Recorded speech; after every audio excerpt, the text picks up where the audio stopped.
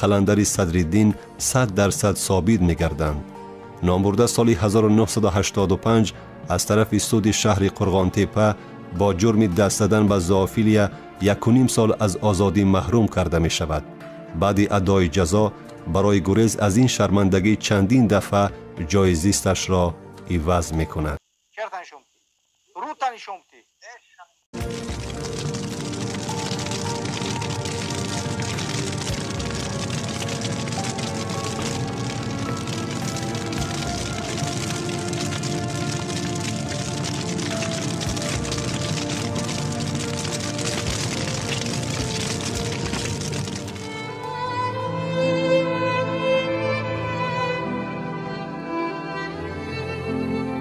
شرم و ناموس به لباس مانندند، هر قدر فرسوده شوند به شرف نسبتشان همان قدر بے پروا می گردد.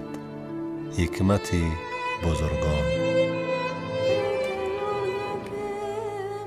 قلندر صدرالدین از شرم و حیا دیگر نمی توانست در اردوگاه گریزگان در قندوز بماند، زیرا هر یک گریزه قصه نکاح محمد اقبال را با قماندان غلام می دانست. خرد و کلان، زن و مرد هم در بین گریزگان و هم ساکنان افغانستان در این باره می گفتند و ملا قلندر و پسرش محمد اقبال را با انگشت نشان می دادند و او روز اهلی آیلش را گرفته به هرات می گریزد. ولی آیا می توان از بیشرفی فرار کرد؟ محمد اقبال نورس اساسی ترین مقدسات مردی را از دست داده بود، ناموس را.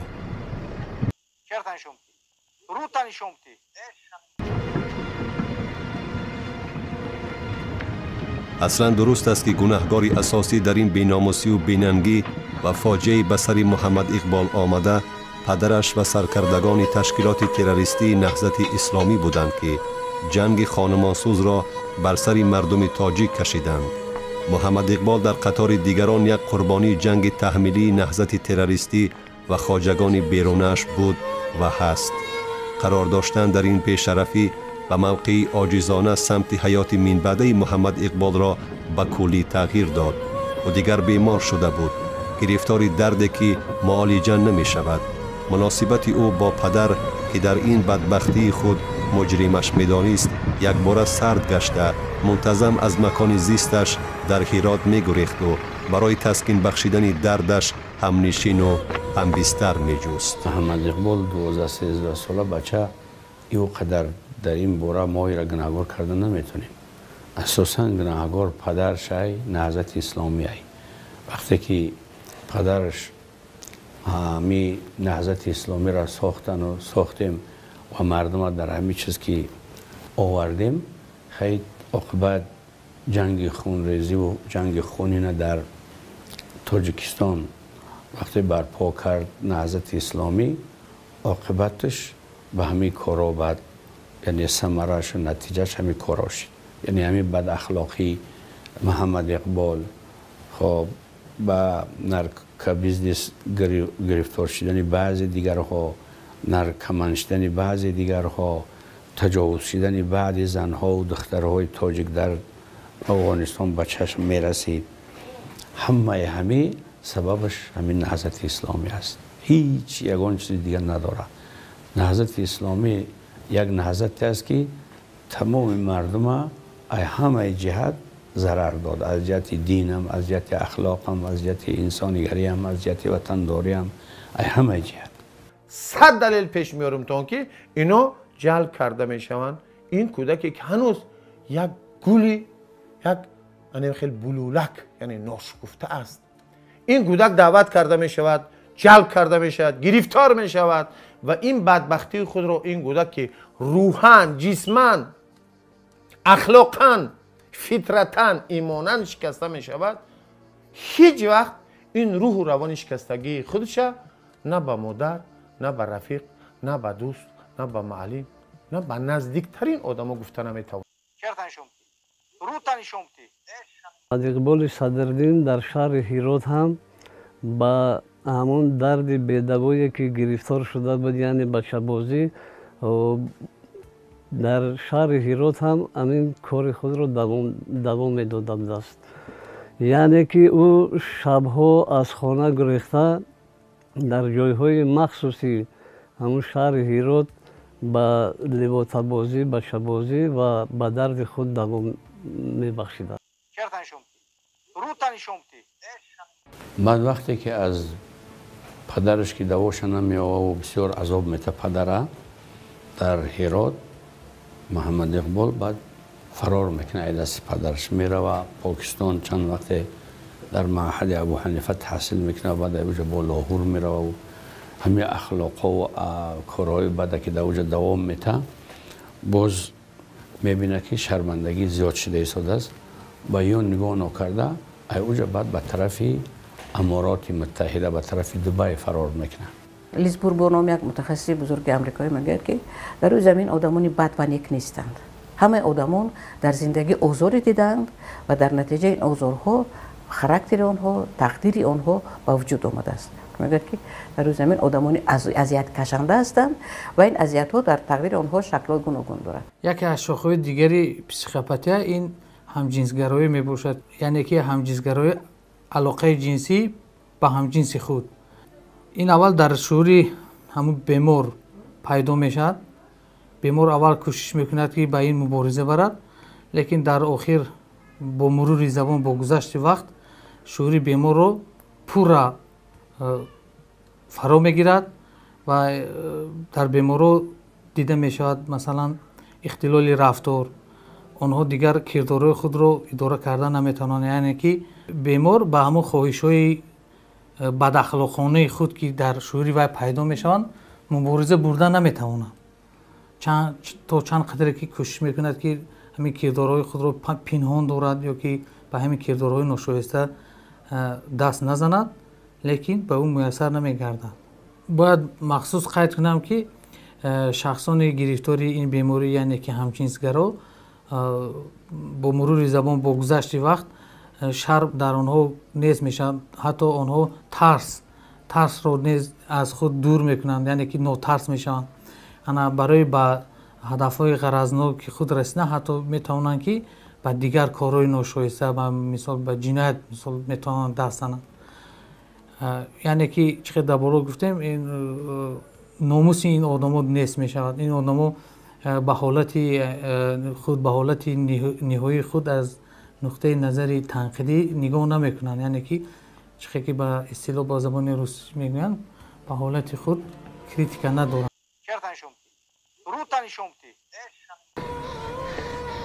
البته بعدی از سرگذرانیدن چنین حادثه های مدهش در مثال روزهای بسری محمد اقبال آمده، انسان شخصیت خود را بی بازگشت از دست می دهد. ننگ و ناموس، شرف مردی برایش بیگانه می گردند. شرم از نهادش گم می شود، بیرون می گردد. در کوچه و بازار مکان و خانه های مخصوص را می جوید تا عادتی در وجودش یک عمر مسکن گرفته را برای مدت تسلا بخشد. او معتادی را می ماند که برای از بین بردن درد و پیچش استخوانها جهت دریافت مواد مخدر به هر عمل قادر است.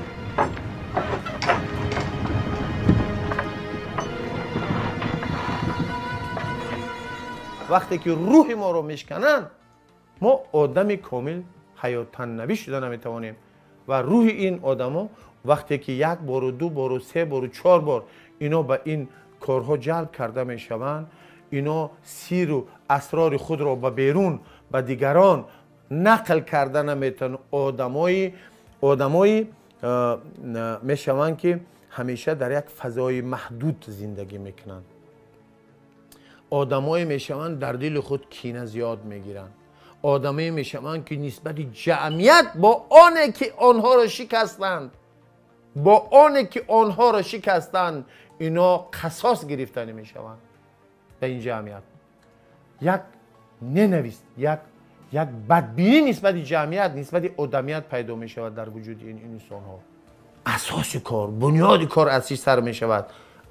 اولی کار با شکستن روح و روانی انسان سر می شود و بالاخره اینها آهسته با این روح شکسته، با این قلب شکسته، با این جسم و روان شکسته خود به آن کار عادت می کنند. از همه بدبختترین اعمال این است که وقتی روح و روان اینها شکسته می شود، اینها کوشش میکنن که دیگران را به این بدبختی جلب کنن، کودکان دیگران را جلب کنن، پسران دیگران را، دختران دیگران را که آنها در مکتب میخوانند، اگر گالستوکش بستگی و لباسهای زیبا پوشیده، رشک میکنن به آنها و کوشش میکنن که از طبقه سالم به طرف خودشان آدم را جلب کنن. یک حرکتی هستن که ولی دردش فروخ ولی گوش کن، قضاوت نکلی، خب که گوش کن. امروز یک حرکت های گوش کن، ناخی گوش کن گپ، سوال جواب ته. وقتی که او را تو میگوی که یک حرکت سیاسی میگوی، او امروز باید قطعی ملت هم صحبت شود، دل ملت بیا و اکثر قدرت بیا، یا اینکه با جنجال اومده ملت گرفتن این شما. من با جای اگه همه حرکت نشیدم، یا باربار ملت هم خیلی کوز میموندم میگویدم با نام خدا، یا باربار شنمی ملت. این ملت هست، همین ملت. با جای نگردی با خدا قسم، اگه از با جای من حرکت نشیدم، یا باربار ملت هم میگویدم.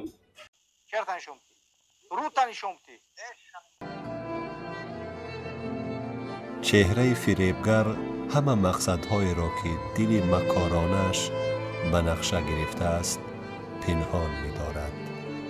حکمت بزرگان. طور شاهدان نقل کردند بعد این حادثه های پر از ننگ و نفرت و شرمندگی در میان عامه، ملا قلندر با اهل عائله‌اش به هرات کوچ بست. یعنی خواست از نظر جامعه و مردم خودی آبرو ریخته و پسری ناموس باخته‌اش را پنهان کند، ولی کجا میتوان از خود گریخت؟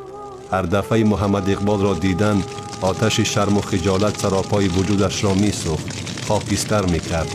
پزم این شب و روز از خانه غیب زدنهای محمد اقبال احوال او را خرابتر میساخت، زیرا یقین میدانست که پسرش باز پی جستن ملهم دردی که دوایش رفته است.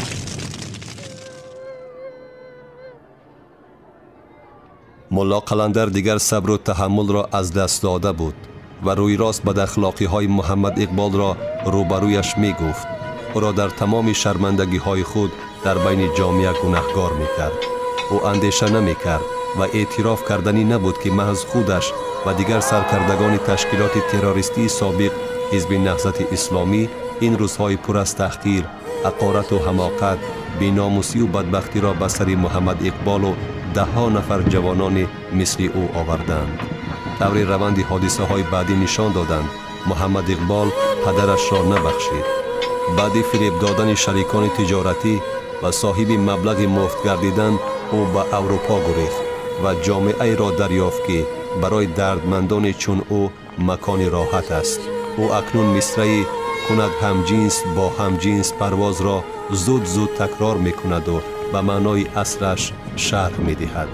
تنها پدرش را تا آخرین نفسهای عمرش نبخشید، چون در وجودش نیمی ذره از اصالت انسانی و مهر بر پدر باقی نمانده بود.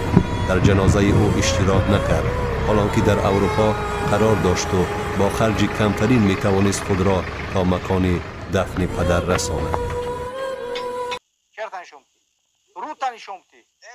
محمد اقبال صدرالدین عیناً چنین رفتار سرکرده معنویش را نسبت به پدر خود تکرار کرد. یعنی به زیاده از 20 ریس پرواز سمالیات‌ها بین فرانسه و پولشا، حرکت بی‌محدود قطاره و اتوبوس‌های مسافرکش نگاه نکرده به جنازه پدرش نآمد. پدر پرارمان دنیا را ترک کرد و پسر حتی پس از مرگش او را نبخشید. اونایی که از پدر رنجیدن خیلی روشنن. این گونه آدمان از تمام رهبرها میرنجند، زیرا دعوای محبت پدر رو از رهبر میخواهد بگیرد. رهبر که پدرش نیست اون رو داده نمیتواند. او از رهبر ناراضی است، و از معلمش ناراضی است، و از رئیس قشلاقش ناراضی است. و من از همه آنهایی که از نگاه موقع اجتماعی روانی میتوانند در مسند پدر بشینند، از اونها اون دعوا رو دارد و از بس که گرفتن نمیتواند، همیشه در حالت جنگ، مخالفت، ناراضگی، اعتراض با این آدمان قرار دارند.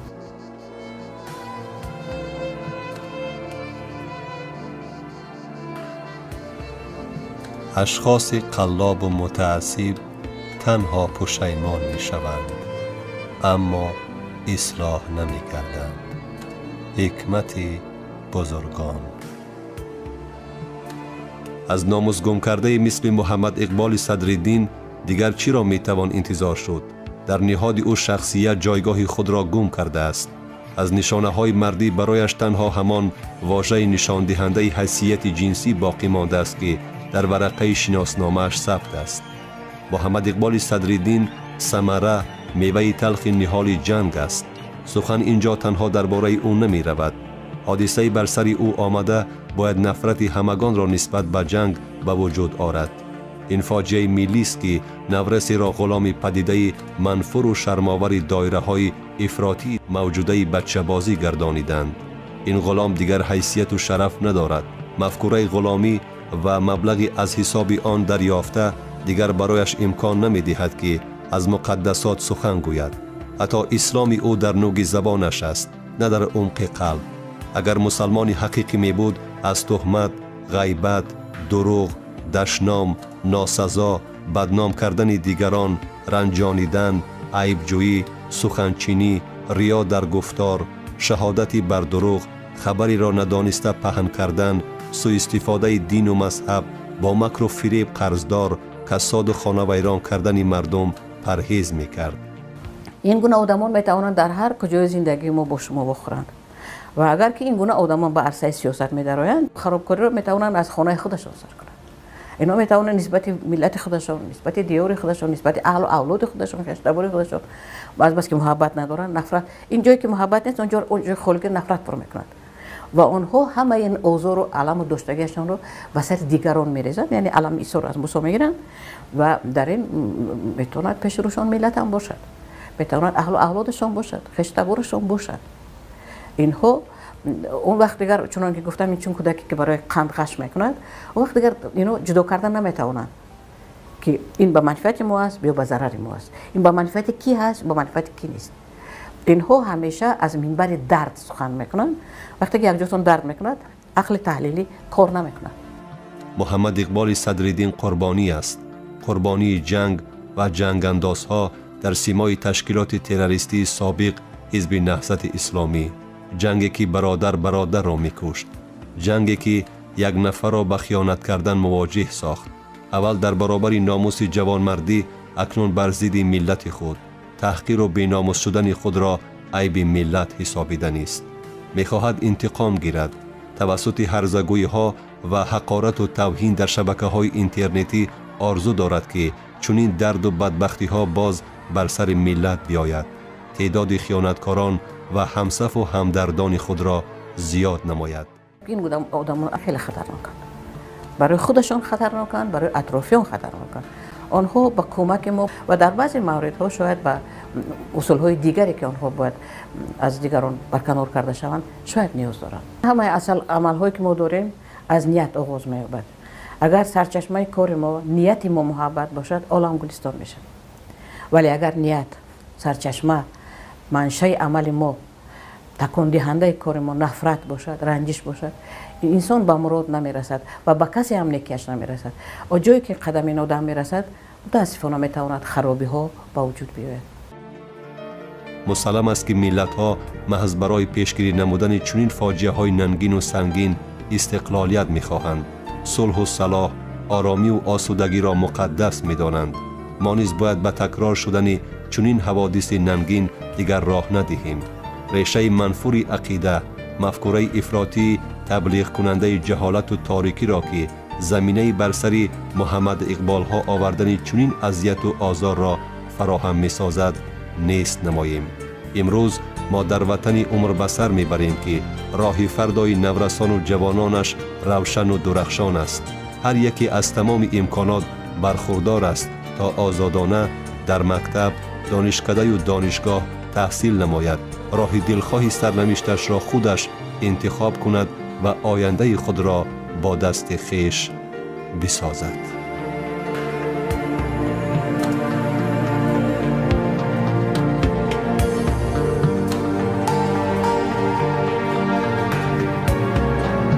یک حرکتی هستن که دردش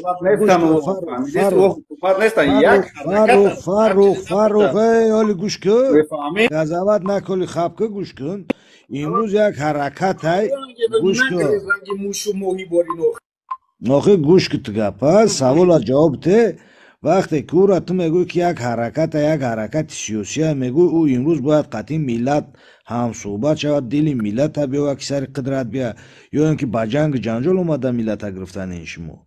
من با جای اگه همه حرکت میشدم یا بارباری ملت هم خیلی کوز میموندم میگویدم بانو میخدا یالا یا باربار شنمی ملت این ملت هست همین ملت با جای فکر نگردی با خدا قسم اگه از با جای من حرکت میشدم یا بارباری ملت هم میگویدم کرتن شمتی روتن شمتی